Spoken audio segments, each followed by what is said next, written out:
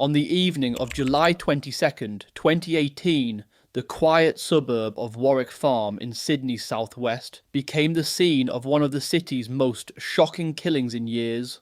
Inside a modest apartment complex near the corner of George and Lachlan Streets, 46-year-old George Nassif was shot once in the back and left to die. Within minutes, police sealed off the building, residents were evacuated, and the hunt began for the man they believed had pulled the trigger. 27-year-old Marko Krivosic. What unfolded over the following weeks was a cross-state manhunt, a series of tense public appeals, and a case that would expose the violent undercurrents of Sydney's criminal underworld.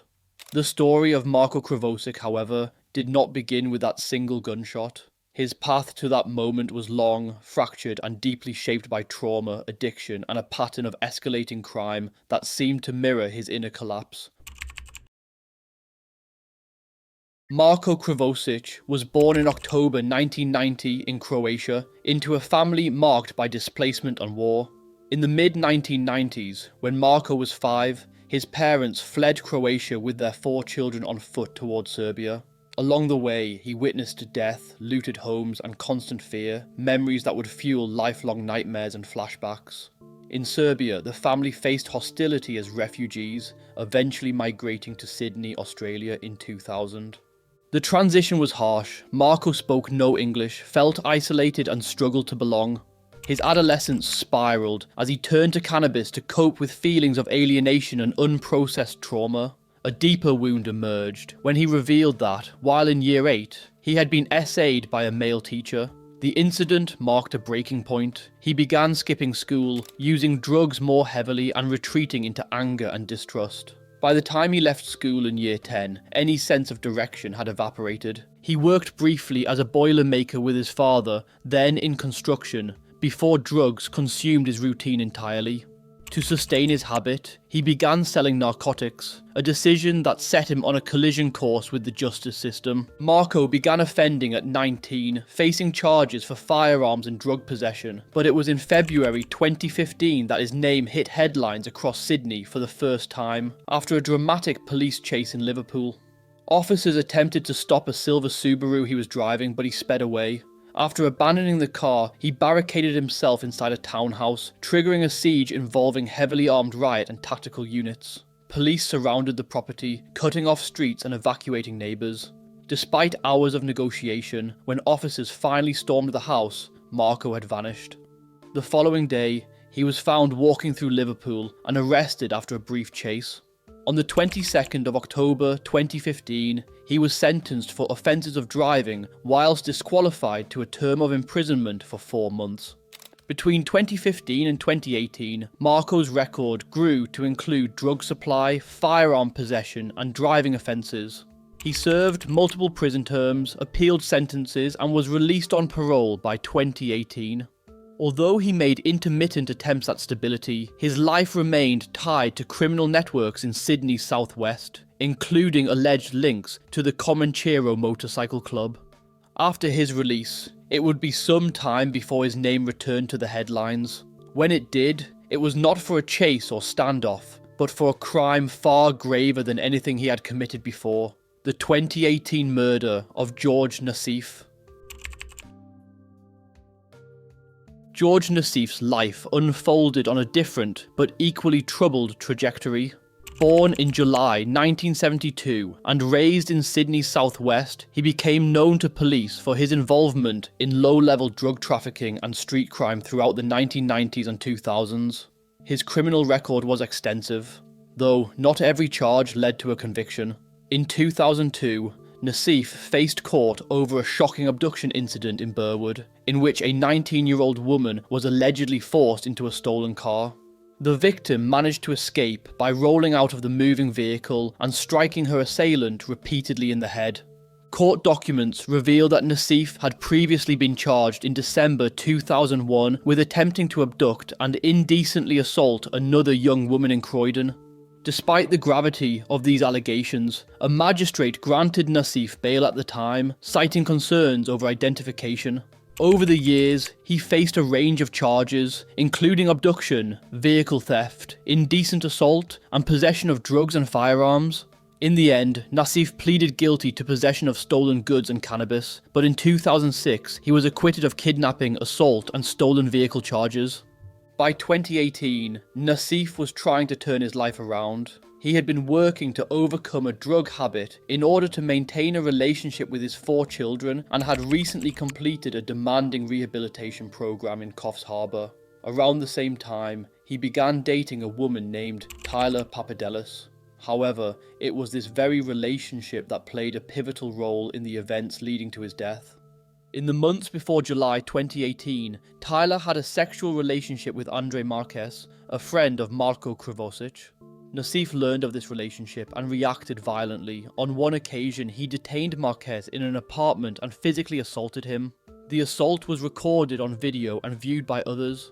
Nassif also demanded money from Marquez in exchange for not continuing the violence.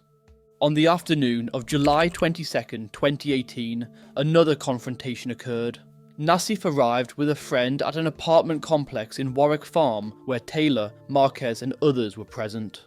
Nassif confronted Marquez aggressively in the corridor, demanding money and punishing him for the prior relationship with Taylor. Witnesses said Nassif struck Marquez multiple times, including punches and kicks.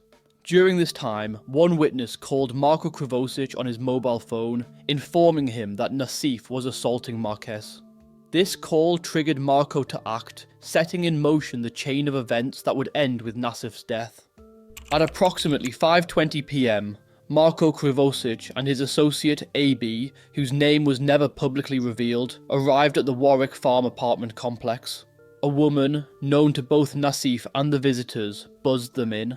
Once inside, Marko and AB took the elevator to the 5th floor, where Nassif and Taylor were in the 1-bedroom unit. Moments after the door opened, a single gunshot echoed through the hallway. Nassif had been shot in the back at close range. Panic erupted inside the apartment. Taylor screamed for help as the 2 men fled. Downstairs, CCTV cameras captured Marko and AB sprinting out of the building wearing hoodies and face coverings. They bolted down Lackland Street, attempting to escape on foot. Desperate and disoriented, they knocked on several nearby doors, offering cash to residents to hide them. None agreed. One resident threatened them with a bat before they disappeared into the street. Within minutes, police and paramedics were on the scene. Nassif was still alive when officers arrived, but critically wounded. Emergency crews moved quickly, transporting him to Liverpool Hospital, but despite their efforts, there was nothing they could do. The 46-year-old was pronounced dead shortly after. Following the fatal shooting of Nassif, police established Strike Force Kondan, a dedicated team tasked with leading the murder investigation. That same evening, officers discovered a .22 2-caliber Browning pistol discarded in a nearby garbage bin, a critical piece of evidence that would become central to the murder inquiry. Forensic teams meticulously scoured the apartment complex and surrounding areas, piecing together the sequence of events.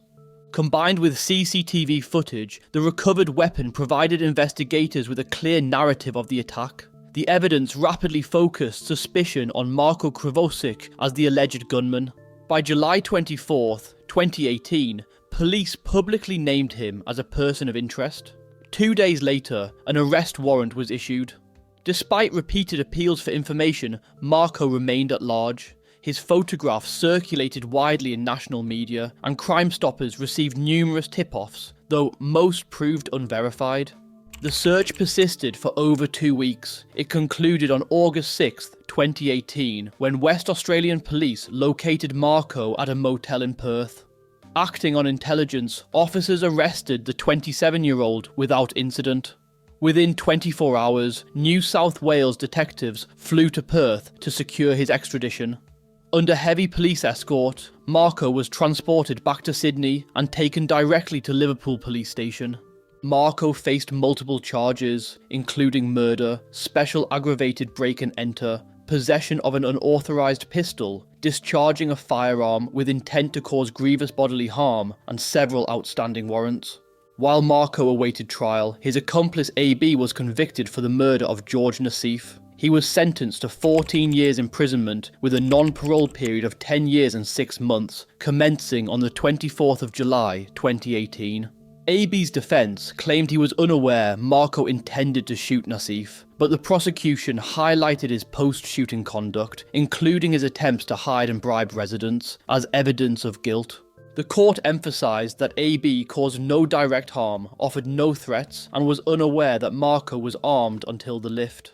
AB's early cooperation with police, his undertaking to testify against Marko, and his remorse earned him a 25% sentence discount, as well as additional unquantified reductions for facilitating the course of justice. In April 2021, almost 3 years after the shooting, Marko Krivosic, then 30, faced the New South Wales Supreme Court charged with murder. The trial became a complex proceeding, shaped by competing accounts of what occurred inside the 5th floor Warwick Farm apartment. Marko's defence argued that while he fired the weapon, the shooting was accidental and occurred in a moment of panic. He had gone to the unit, believing his friend, Andre Marquez, was being seriously assaulted and had carried the gun only for protection. The defence maintained that Marko had no intention to kill and had reacted out of fear when confronted with a stressful situation. The Crown rejected this explanation, presenting evidence that Marko's actions demonstrated planning and intent. He had worn gloves and a balaclava, unwrapped the gun in the lift on his way up, and went to the apartment knowing Nassif was inside. Marko's first trial ended without a verdict after the jury could not reach agreement. In late 2021, he was retried before Justice Peter Johnson. After 2 days of deliberation, the jury found Marko guilty of murder. He was sentenced to 28 years imprisonment, with a non-parole period of 21 years beginning on the 30th of July 2019 and expiring on the 29th of July 2040. The court found that Marko's actions were motivated by anger and concern for his friend, rather than a premeditated plan to kill. However, while the decision to act was made quickly, he displayed a degree of planning, arming himself with a pistol despite being prohibited from possessing firearms, arranging for his father to drop him and his accomplice a few blocks away, wearing clothing to obscure his appearance, and taking steps to avoid leaving fingerprints. Inside the apartment, Marko did not check whether Marke was still at risk. He approached Nassif, pointed the loaded gun with the safety off, and fired a single shot into his back. He then kicked and pistol-whipped Nassif before fleeing. His movements demonstrated panic and a desperate attempt to avoid arrest while showing complete disregard for Nassif's welfare.